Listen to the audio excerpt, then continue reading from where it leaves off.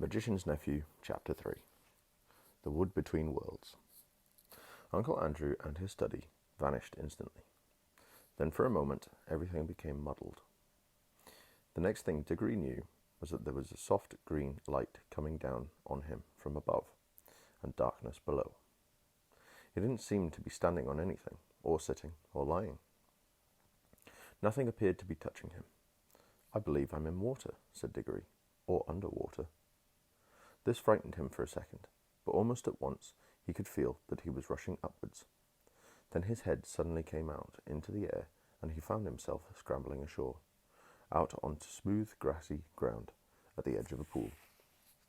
As he rose to his feet, he noticed that he was neither dripping nor panting for breath, as anyone would expect after being under water.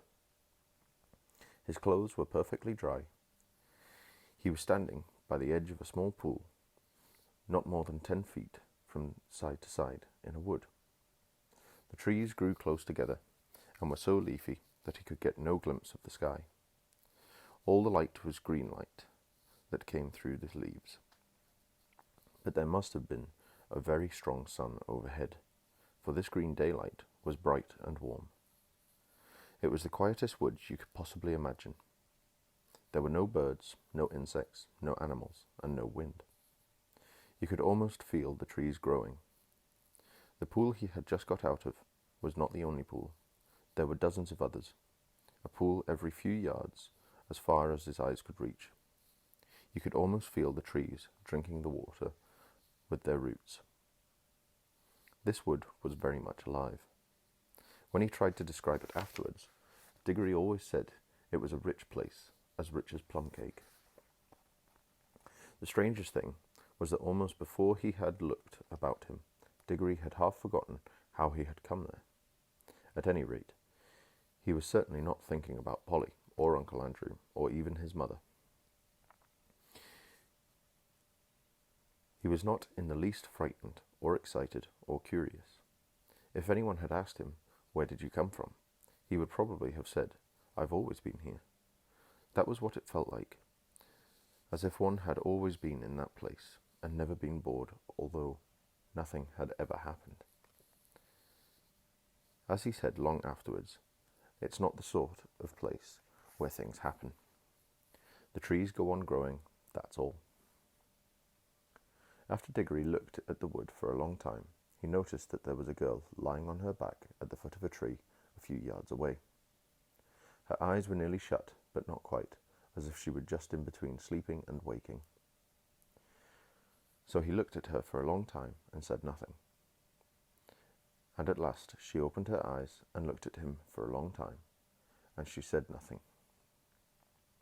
Then she spoke in a dreamy, contented sort of voice. "I think I've seen you before," she said. "I rather think so too," said Diggory. "Have you been here long?" "Oh, always," said the girl. "At least, I don't know. A very long time." "So have I," said Diggory.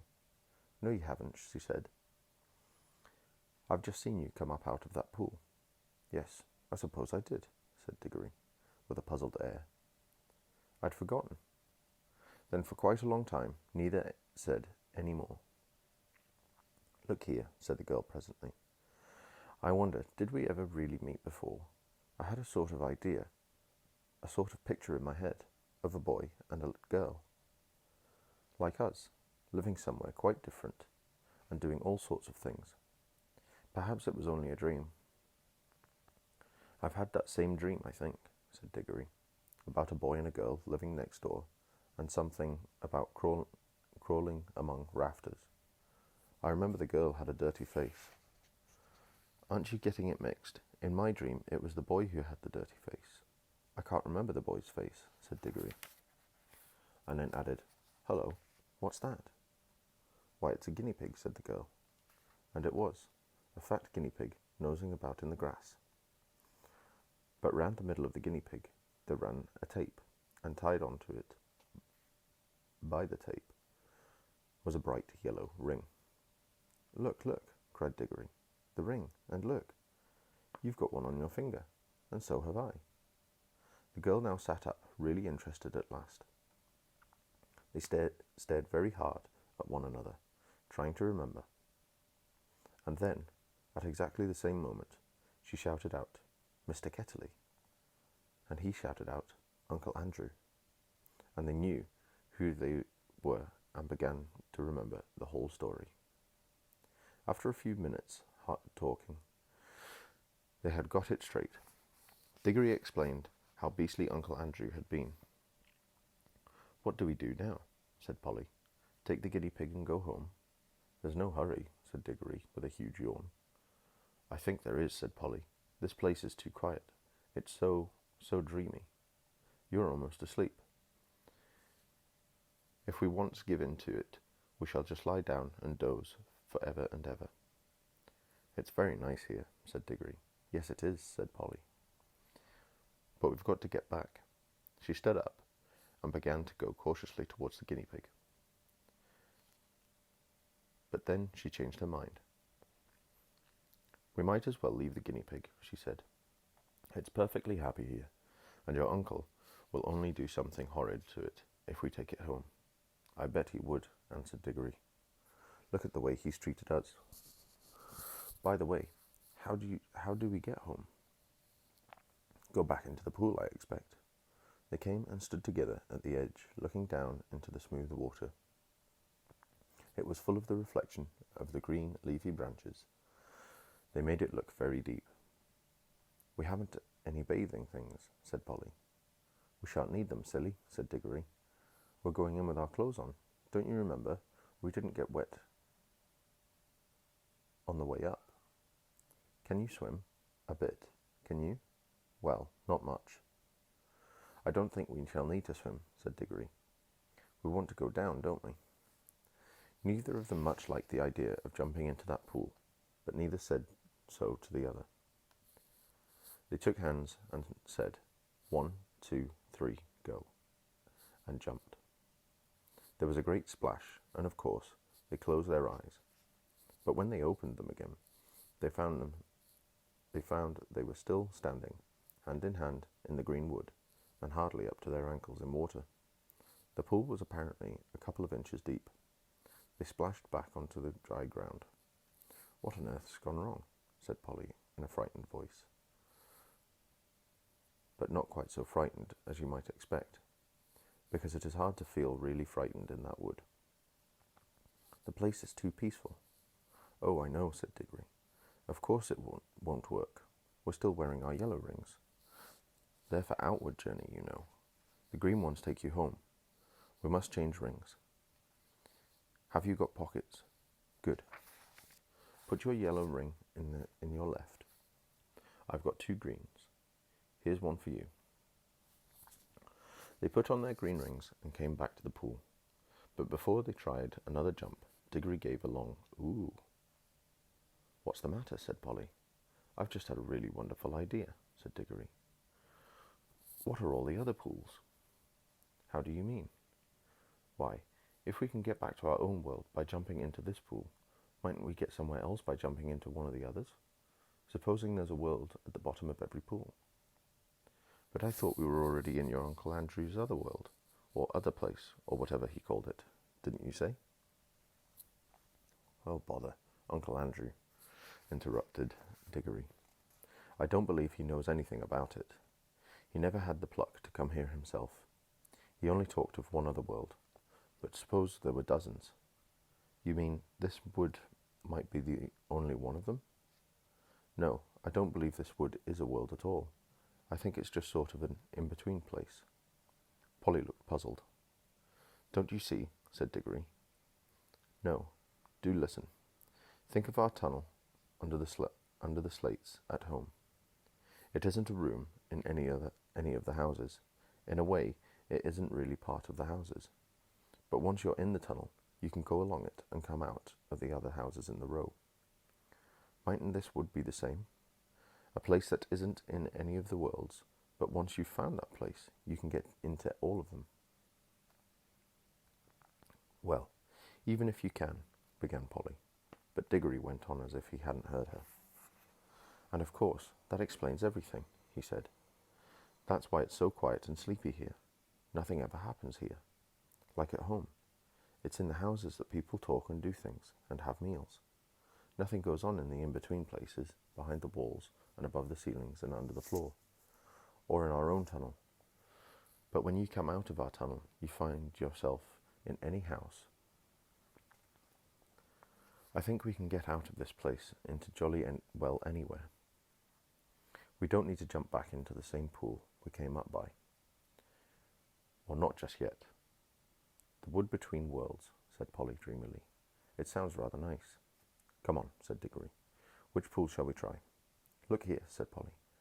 I'm not going to try any new pool till we've made sure that we can get back to the old one. We're not even sure if it'll work yet. Yes, said Diggory, and get caught by Uncle Andrew and have our rings taken away before we can have any fun. No thanks. Couldn't we just go part of the way down in our own pool, said Polly, just to see if it works. Then if it does, we'll change rings and come back up again before we're really back in Mr. Kettley's study.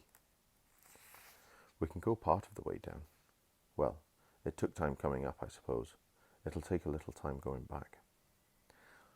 Diggory made rather a fuss about agreeing to this, but he had to in the end, because Polly absolutely refused to do any exploring in new worlds until she had made sure about getting back to the old one.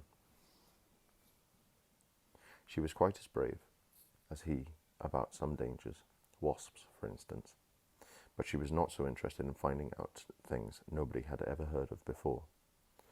For Diggory was the sort of person who wants to know everything, and when he grew up, he became the famous Professor Kirk, who comes into another book.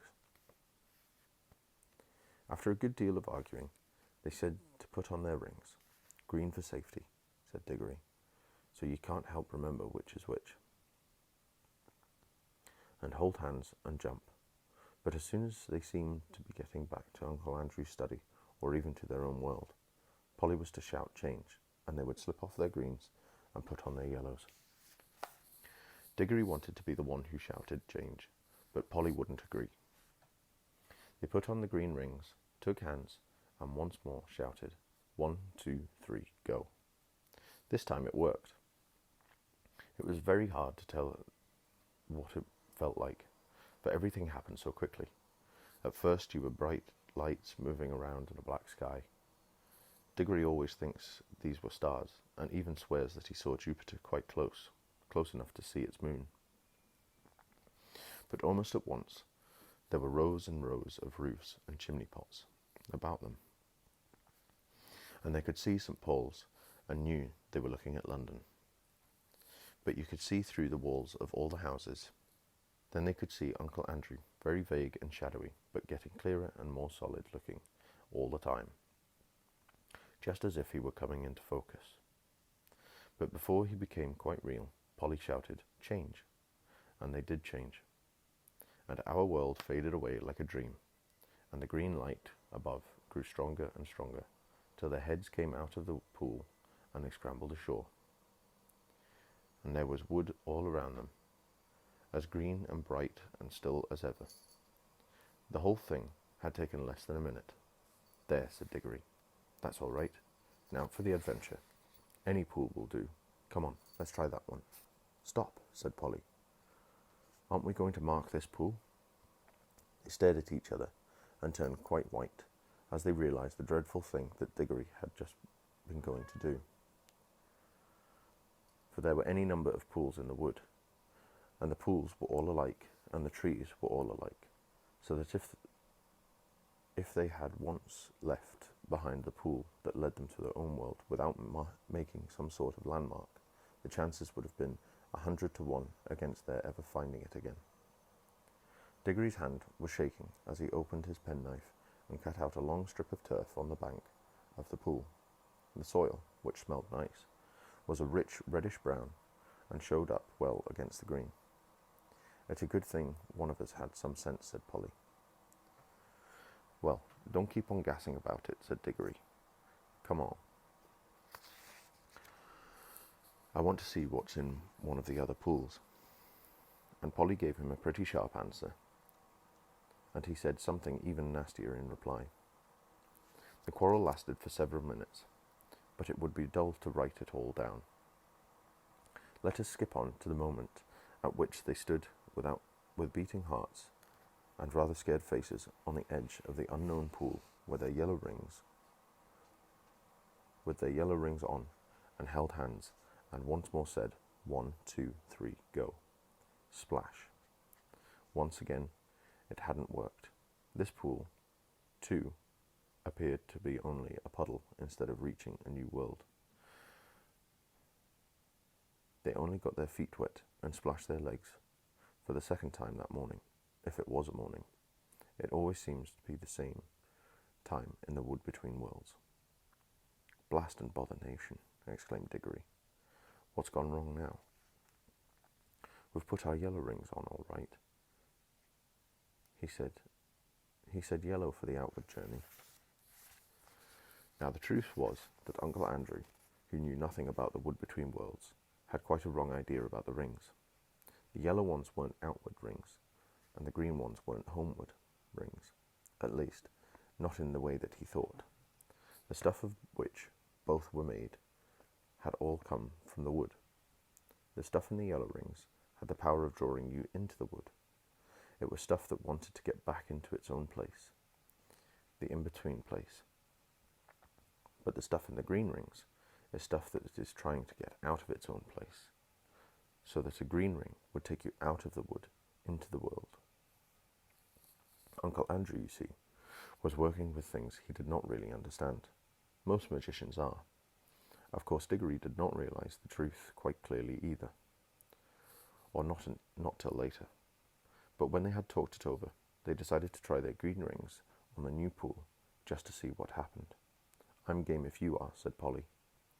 But she really said this because, in her heart of hearts, she now felt sure that neither kind of ring was going to work at all in the new pool, and so that there was nothing worse to be afraid of than another splash. I'm not quite sure that Diggory had not the same feeling.